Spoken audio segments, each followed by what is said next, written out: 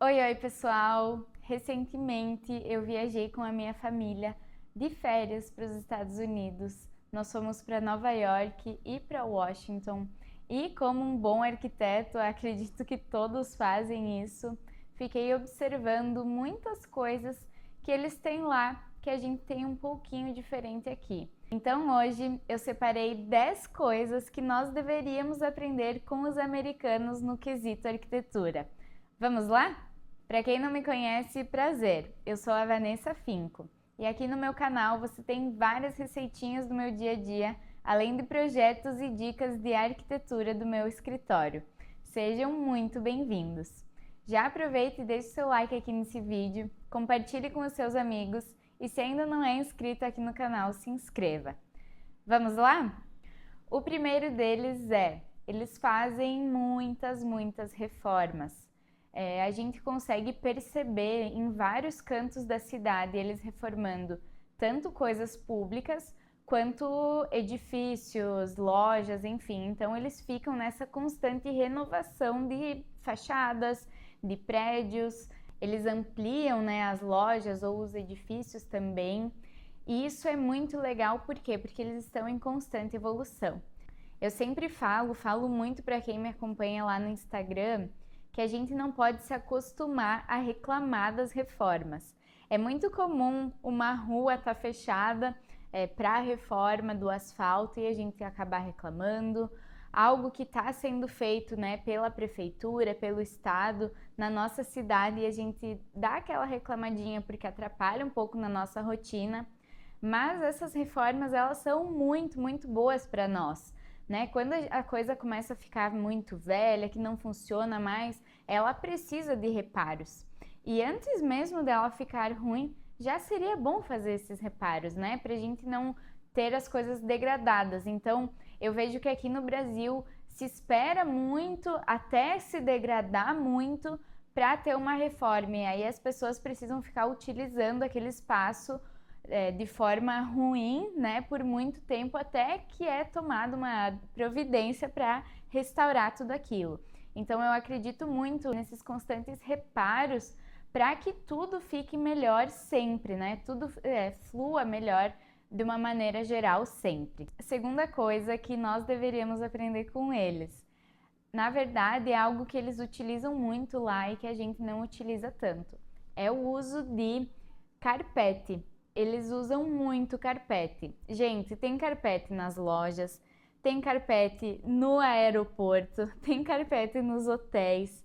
Então, realmente é algo que eles utilizam muito.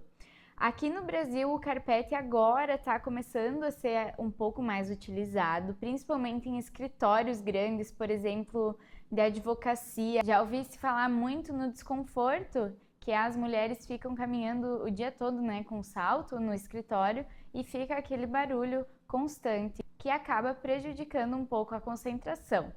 Além disso, o carpete ele tem uma absorção sonora muito boa, então ele tem uma melhor acústica do ambiente muito grande. Por exemplo, nos aeroportos lá, né, que eu vi utilizar. Tem a questão das malas, dos carrinhos, da conversa das pessoas, muita gente passando por lá. Então, é um material que eu acredito que vai ser ainda muito utilizado aqui no Brasil, mas as pessoas ainda ficam um pouco receosas por conta da limpeza. Mas hoje em dia, até puxando um gancho para o que a gente tem aqui no Brasil, se tem uns carpetes em... Puxando um pouquinho aqui para o Brasil, se tem uns carpetes em blocos, e aí, por exemplo, você sujou ali 2, 3 blocos, né? Foi derrubado alguma coisa, é só você destacar, você mesmo destaca, limpa e depois coloca de volta, então é super prático. Ainda nesse item 2, eles não utilizam muito porcelanato também, né? A gente utiliza muito porcelanato aqui e eles utilizam mais piso vinílico. Então eu vi muito também em banheiros públicos, por exemplo, eles utilizando um piso vinílico e subindo um pouco nos rodapés, que eu achei bem legal, então acaba que veda melhor ali, né, por conta de infiltrações e tudo mais. Eles devem ter algum piso vinílico específico para isso, porque eles lá lavam tudo sempre, né, com produtos bem fortes. Enfim, eles utilizam muito carpete, muito piso vinílico e pouquíssimo porcelanato. 3. valorização da arquitetura mais antiga. Gente, tem muita coisa bonita lá. Tem edifícios maravilhosos e que tem uma arquitetura preservada. Tem até em alguns lugares que eu estudei que eles não podem mexer na arquitetura, né, na fachada dos edifícios para, por exemplo, colocar uma placa de comércio. Então, tem muitos prédios que tem comercial embaixo e que eles podem só colocar uma plaquinha bem simples, pequena, ali para sinalizar que tem o comércio ali, mas nada assim de placa escondendo toda a arquitetura por trás. Eu não gosto disso, acho que a gente precisa trazer a arquitetura, né, do local que a gente está, valorizando ainda mais ela e deixando o nosso espaço bonito. Então, eu acho que isso é uma das coisas que a gente mais precisa aprender, a valorizar a arquitetura antiga, né, não destruí-la ou escondê-la com placas, com outdoors, enfim. Quarto, esse aqui eu achei muito curioso e confesso que eu nunca tinha prestado atenção antes nas viagens. Eles quase não utilizam iluminação geral nos banheiros. Sabe aquela plaquinha de LED comum que tem em quase todos os banheiros? Gente, eles não utilizam, nem em banheiros públicos. Banheiros de supermercado, de lojas, de farmácias, não tem. Eles usam muitas arandelas, então muita iluminação indireta nas paredes, bastante iluminação nos espelhos, aquelas faixas, né, com fita LED nos espelhos eles usam muito. Então toda essa iluminação frontal de espelho eles valorizam bastante e achei muito interessante, né? Normalmente isso a gente faz num salão de beleza, numa casa, né, no banheiro de uma família ou numa penteadeira de uma mulher. Então, eu acho que essas coisas assim também me chamam muita atenção e que são muito importantes no projeto. Quinto, eles utilizam muitos materiais duráveis. Além das reformas que eu já comentei, eu percebi muito uso de materiais duráveis. Por exemplo, muita utilização de inox, de ferro, até nos meio-fios, gente. Aquela parte ali que você sobe para a calçada, gente, tem cantoneira de ferro até ali. Então, acredito que eles tenham muito esse material lá em abundância, né, para utilizar. Além disso, eles usam também muito inox em bancadas e também muito em banheiros públicos, banheiros maiores. Eu vi muito nas divisórias, então divisórias inteiras em inox. E também eles usam muita pedra, então nas fachadas, nos pisos, na construção das escadas, então escadas belíssimas, com muito mármore, né? Muita pedra. Aqui ele é muito utilizado também, mas eu acho que em menor quantidade. A gente ainda tá meio tímido porque também o valor não é muito acessível, né, gente? Sexto, construções enormes. Assim, é algo realmente surreal. Eu até, todas as vezes que eu entro num lugar desse, quando é muito grande, eu até fico impactada. Porque aqui eu vejo que, pelos meus clientes, assim, é muito difícil de se fazer construções grandes. Tanto pelo custo, quanto pelos terrenos, às vezes, serem muito estreitos, pequenos, né? Mas lá nos Estados Unidos, eu percebo isso, já percebi isso em outras cidades, eles têm construções muito grandes. Eu fico assim me perguntando, gente, como é que eles fizeram isso em pouco tempo normalmente, né? Você vai ver o histórico da construção feita em 5, em 10 anos, coisas monstruosas mesmo. Então, isso é algo que a gente deveria, eu acho que pegar principalmente para espaços públicos. Por exemplo, lá, os espaços públicos são enormes, então recebem muitos turistas. Por quê? Porque cabe mais gente, né, ali dentro para visitar, para conhecer. Então, essas construções grandiosas também acabam trazendo, eu acho que, bastante o turismo. Eles têm construções lindíssimas, muito grandes. Para quem já foi para Vegas também, né? Las Vegas tem as maiores construções que eu já vi. Sétimo, muitos parques, muitos espaços de lazer para as pessoas.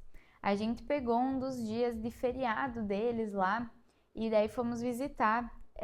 Bem nesse dia nós fomos visitar um parque. Gente, tava lotado. Eram pessoas na grama, pessoas nas escadas, pessoas utilizando o espaço. E isso também é muito legal de comentar, que lá parece que tudo é um pouco mais livre dentro desses parques. Eu acho o fim as pessoas proibirem, né, os outros de, por exemplo, sentar na grama, né, pisar na grama. Todos os gramados que a gente viu era assim, cheio de gente, com toalhas fazendo piquenique ou tomando um banho de sol, então utilizando muito mesmo esse espaço. Esses espaços grandes e de lazer, eles são muito comuns, a cada pouco tem, né? Então tiveram vários que a gente visitou e eles são muito agradáveis para passar o tempo com os amigos, com a família, com os filhos, enfim, muito, muito legal mesmo. Oitavo, esse eu acho que assim é o meu maior sonho aqui nas nossas cidades do Brasil. É o funcionamento dos serviços subterrâneos. Aqui em Chapecó a gente já começou a ver o lixo, né, subterrâneo, a coleta de lixo subterrânea. Mas lá eles constroem muito por baixo. Teve um lugar que a gente foi que é onde tem o Vessel, que é um prédio super famoso, mais novo, que ele é todo em cobre. E ali eles têm... Ai, como é que chama? Ai, agora me esqueci. Vou deixar aí o nome para vocês. Mas esse complexo de prédios, né, ele foi feito por um grupo, né, de investidores, com certeza investiram muito, mas ali eles fizeram toda uma captação de água das chuvas, fizeram todo um sistema de coleta de lixo por baixo e, além disso, eles têm, por exemplo, todo o cabeamento, né, parte elétrica toda subterrânea. Então, a gente não vê esses emborolados de fios nas cidades, né, na vista, na frente das casas, dos comércios, que até esconde, né, o que tem ali dentro. A gente não enxerga isso lá. A cidade é muito mais limpa e muito mais bonita. Então, gente, isso seria assim, ó, o meu sonho.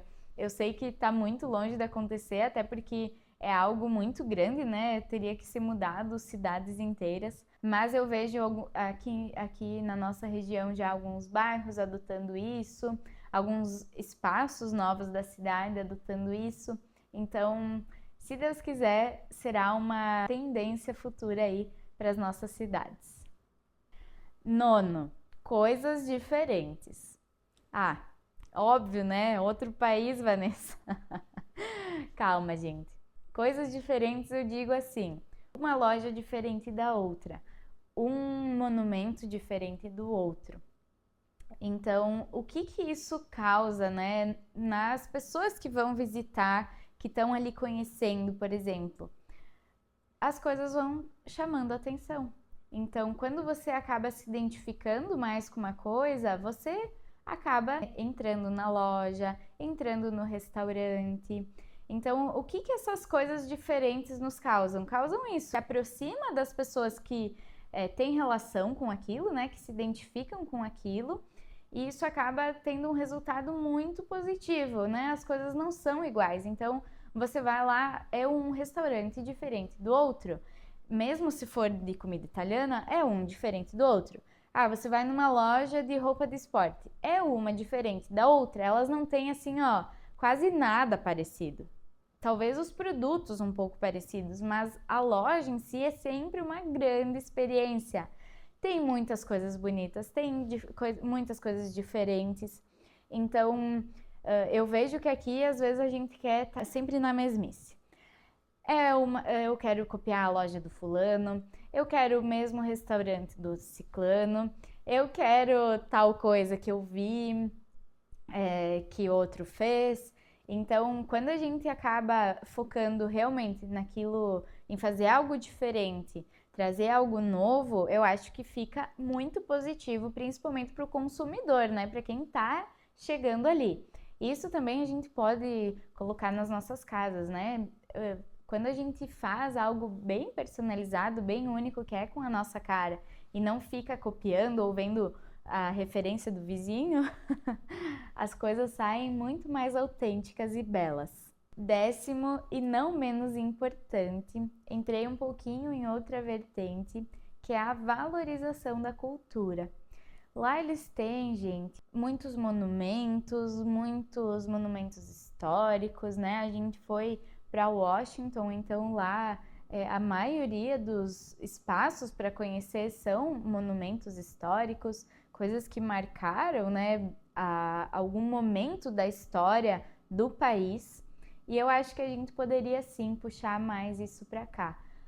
Tanto momentos importantes para o nosso país, né, quando a gente fala de algo público, né, mas também para a nossa vida. Então, por que não marcar os momentos dentro dos nossos espaços?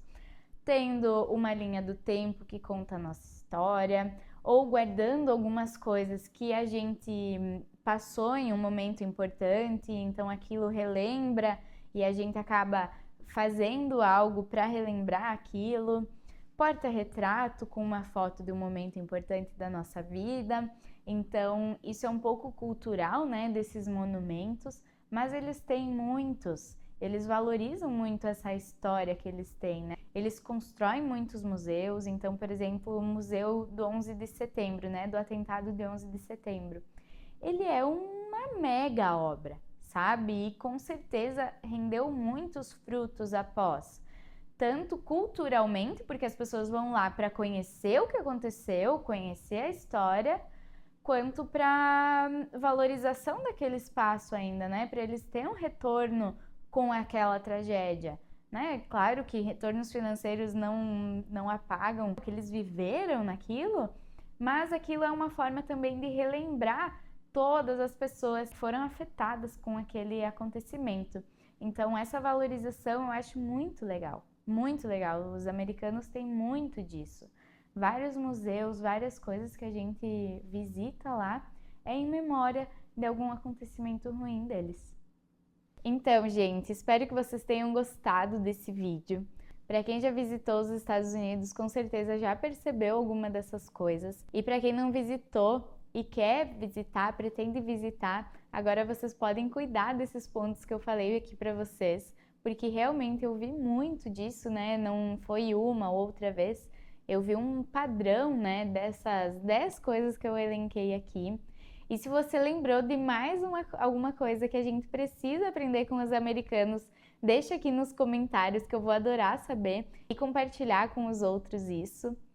E se você ainda ficou com alguma dúvida dessas coisas que eu expliquei, fique muito à vontade. É sempre muito bacana a gente aprender de culturas, visitar outros lugares e trazer de volta para nossa casa, né, para nossa vida, algumas coisas que a gente aprende. Então, esses 10 itens com certeza foram muito grandiosos na minha visita, mas todas as informações visuais que eu encontrei lá, eu fui guardando na minha caixinha de memórias, que com certeza vão me trazer muito repertório, tanto para a minha vida quanto para os meus projetos. Se você ainda não curtiu esse vídeo, por favor, deixe seu like aqui e até a próxima!